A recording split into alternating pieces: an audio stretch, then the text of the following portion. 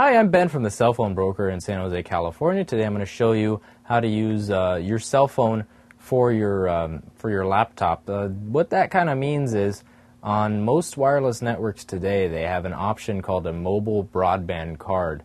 That would be something like this little device here or this small USB device here. You can plug this device directly into the side of your laptop if your laptop has a PCMCIA slot, or if it has an express card slot. That's what these little ones are for, and they go directly into your laptop and you can leave it in there and you don't have to take it out.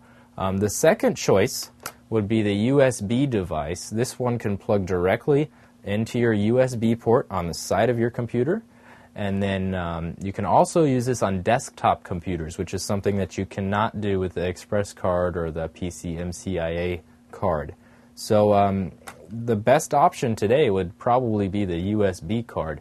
The only disadvantage is that it is kind of big and you can't leave it in your laptop permanently. You have to take it out every time that you move your laptop. Connection speed varies on every wireless company.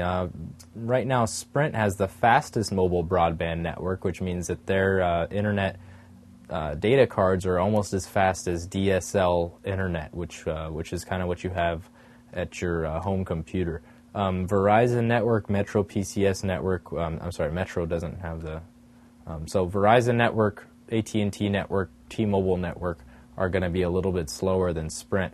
They all have pretty much the same pricing per month. It's on average about $59.99 a month to run one of these cards, and they traditionally require a 2-year contract.